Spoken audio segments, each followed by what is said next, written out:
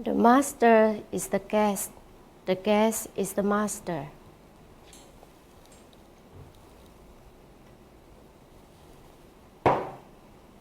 No master, no guest.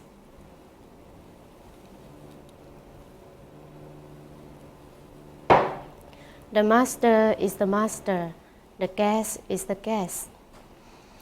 3 statements, which one is correct? Cuts!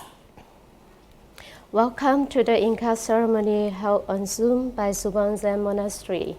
And thank you for all the respected teachers and all the participants who joined the ceremony on Zoom. So during Tang Dynasty, when Joju Zen Master was a young monk in his 18 years old, he went to visit Zen Master Namchon. So at that time, Zen Master Namchon received this guest while he was lying on the bed. So when he saw Joju, then he asked him, "Where do you come from?" And then Joju replied to him, "I'm from Auspicious Form Monastery." So Namchon right away asked him, "Oh, did you see auspicious form?" And then Joju said, "I didn't see any auspicious form, but I see a lying Buddha." And then Namchon right away sit up from his bed and then asked Joju again, "Are you a novice with master or a novice without master?" So Joju replied, "I'm a novice with master." And then Namchon asked him, "Who is your master?" And then Joju moved closer and then bent, lower his body and then said, "The winter is cold. Dear old master, please take good care of yourself, and then I wish you to have a good health." So after that, Joju followed his teacher, Zen Master Namchon, to practice for many years. I remember when I was a primary school student, whenever the school teacher asked me to write an essay about my ambition, I really don't know what to do because I never thought of become a doctor, a nurse, a school teacher, a policewoman, or accountant, anything. I don't know what I want to do. And then one day when I returned home from school and I saw some sunflower was blooming behind our house. It was grown by my mom. And then I saw that when the morning time, the sunflower facing the east, and in the afternoon time, sunflower facing the middle, and evening time, the sunflower facing the west. And I feel so amazing. Sunflower understand their directions, and they know what they want to do whole life, all the time. But what about me? I don't know what I want to do, and I don't know why do I sleep, why do I eat every day. Also, I don't know why do I go to school every day. So at that time, I was so upset inside. Why? I don't know what I want to do. And then later, I saw some book. I read some book in the library, and then it says, sunflower understand their master.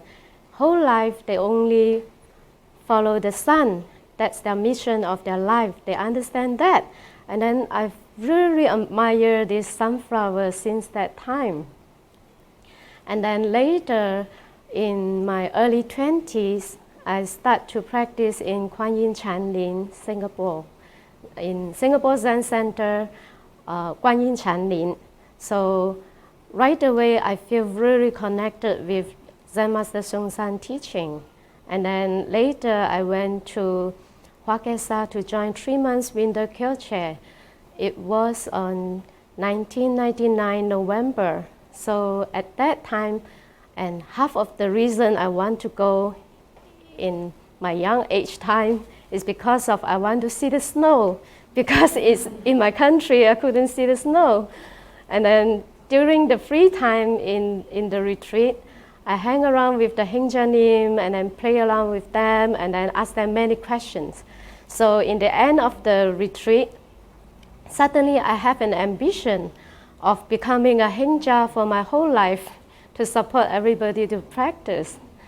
And then also during those years, actually I saw my mom was really suffering from the heavy sickness, and also I saw how she struggled in the bed in the hospital before she passed away, and it was such a very painful experience because at that moment even I was just beside her, but then I don't know how to help her to face her death.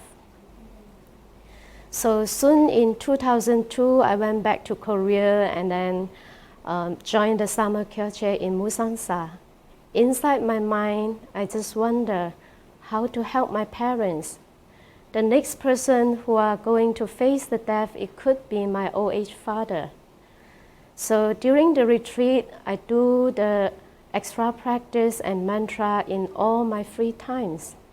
So until some days, the mantra just continue, repeat and roll until in the night time, day and night non-stop, until come to some days, and then the mantra just, even when I was lying in the bed and turn my body, I still can hear inside, Jijang Bosa, Jijang Bosa, Jijang Bosa.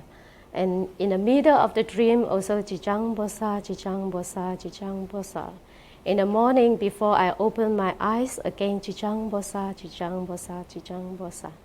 And I don't know it continued for how many days, and until some days when I was doing the sitting in the Dharma room, I keep continue this Jijang Bosa, Jijang Bosa, Jijang Bosa. But then I feel that my body a little tired and I was not so clear. So I try to remind myself, keep clear, who is chanting.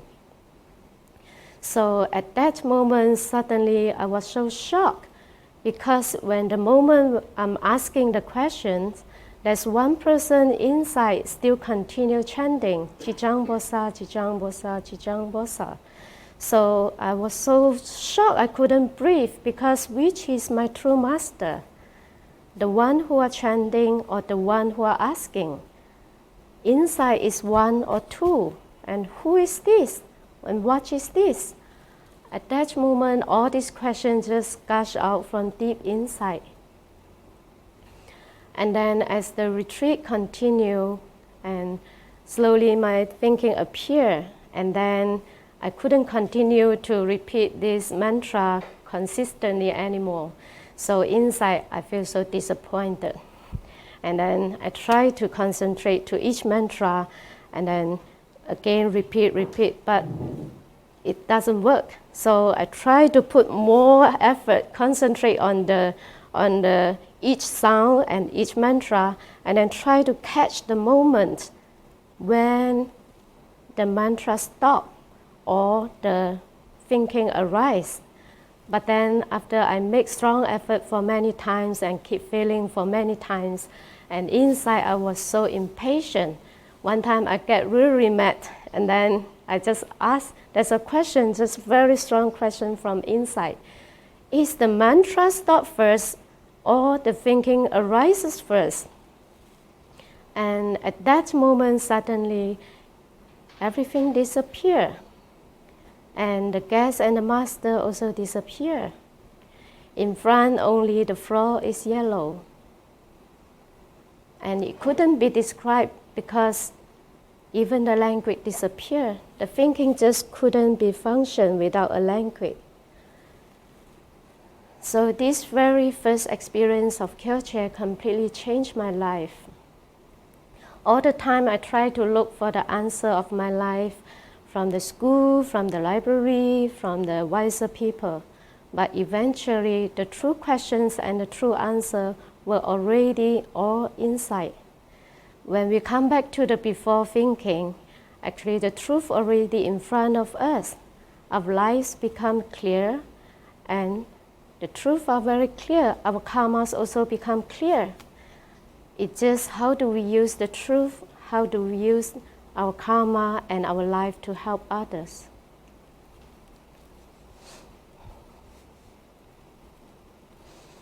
And then later, I became Hengja and become a Sunim. And I was so lucky to become a student of Zen Master De Kwan, Sifu. And by living together with her for many years, actually, my practicing life has been nourished by her teaching, from her speech, her action, the way she lives her life, and the way she helps people. I still remember when the time we were facing the big crisis of almost losing our temple on Lantau Island, when come to some moment that we need to talk to the government, and we might get involved with some court case. And at that time, some people start to discourage her from continuing to make the effort, and some people start to blame her, and some people also threaten her. One time I remember when we was talking together, and I said to her, Sifu, in fact, now your situation is just like the men who are up on the tree and hanging by a branch, and then with their teeth. So open your mouth, you lose your life. And if you close your mouth, you didn't do your job as a monastic to protect the temple. So eventually when the crisis come to a temporary end, and I could see that her answer to this life koan was correct. So in fact also when come to the most heated time, when somebody scold her in front of the public, she can just right away just, thank you for your teaching, thank you for telling me that, and just accept it, accept what when people are misunderstood to her and say sorry. And also when some student kind of like misunderstood her and blame her, she could, when come to the heated moment, actually she could just kneel down and bow to the student. And this was really, really big teaching for me in this lifetime. So in the Tang Dynasty, when Joju was old, one visiting monk came and asked him, for a long time I have heard the stone bridge of Joju, but right now I've come here, I only see the log bridge. And at that time, Joju replied to him, you only see the log bridge, you didn't see the stone bridge. And then this monk asked again, what is stone bridge? And Joju said, the donkey cross, the horses cross. So for Joju's stone bridge, generation by generation, only help people to cross from this shore to another shore of wisdom. And thank you, Sifu, for your teaching all these years. And you are also like the Joju stone bridge for all the students. We learn a lot from you. And also, I would like to thank Zen Master Song Hyang and Zen Master De Kwan for their great teaching and encouragement all these years. And also Zen Master De Bong and late Zen Master De Jin. And all this year when I went to Musang Sa for the retreat, and they teach me a lot. Thank you for your teaching. And thank you for your hard effort to build Musang Sa for us to join the Kyoche. It's very important. And also thank you Zen Master Hyunja and Barry Briggs Jidol Popsanim and also Knut Jidol Popsanim. Thank you for the teaching of the Kongan all these days. And of course also thank you all the Dharma sisters in Subon Zen Monastery and in the International Sangha. And thank you for all your support and the tolerance.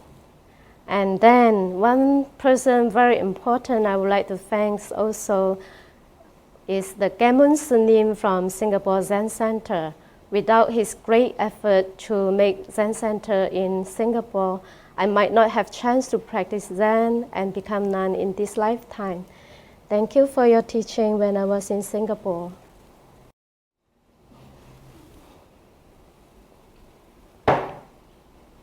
When we come back to before thinking, The sky is blue, the floor is brown.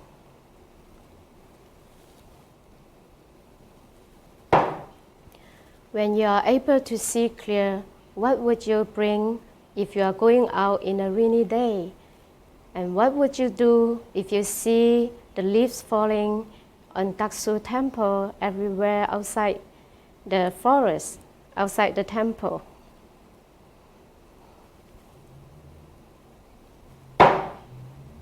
Spring sun shining on Daksu temple, the green sprout and flowers blooming everywhere.